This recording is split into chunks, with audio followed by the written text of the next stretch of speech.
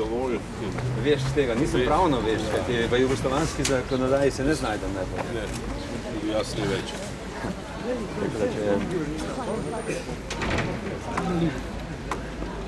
Je kakšno vprašanje? Ekspoziv sem že podal.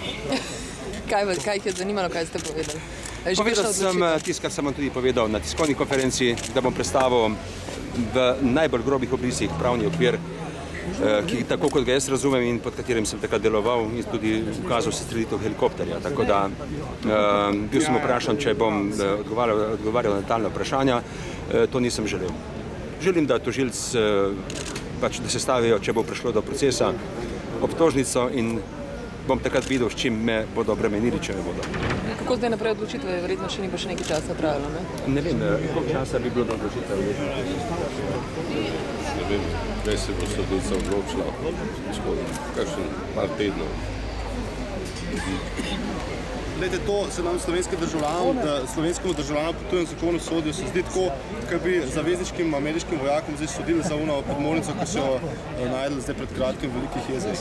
To je pol nacističnih. Gotovo obstaja velik paralel, pa niti eno ne želim javno izpostavljati. Preprosto, jaz sem danes novinarkam in novinarjem povedal, da je zame, tudi če je ravno korektno, morda tudi je, bo moj odvetnik o tem kaj več povedal, ampak meni je kot državljano Slovenije in Slovencu to pač udari v mojo čast in v moj ponos. Zdi se mi žaljivo in jaz, da se mi to ponuja za demagoško finto, da je to zame ugodnejše, bolje, ne vem kaj, da bo na mesto 20 let recimo bi sedel samo 15 let, se mi zdi norčevanje. Jaz tega ne sprejemam in želim, da se mi sodi po slovenskih zakonikih.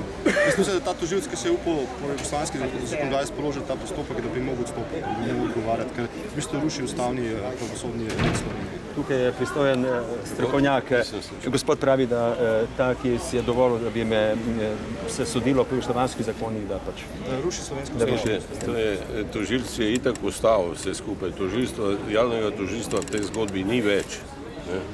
Tukaj so oškodovanci, oškodovanka, seveda na njenem zelniku vse to ni zraslo, zadaj je nek skupina ljudi, ki se spozna tudi malo na pravo in ki skuša iz tega narediti to zgodbo, s katero bi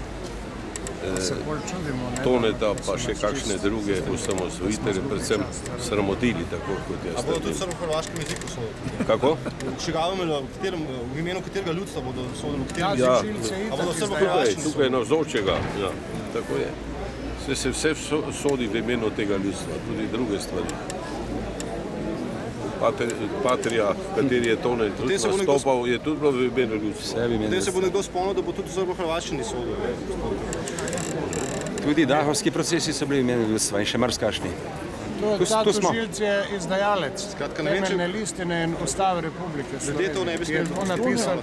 V Srbiji bi bilo tukaj velik halo pred sodiščem, če bi se to dogajalo. Tožilca ni, ne? Tožilcev ni. Toliko. Še kaj? Če ne, Smo z vami. držimo se.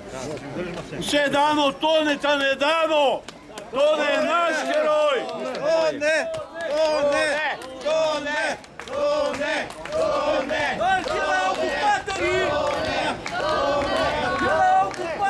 Dolč peto kolono!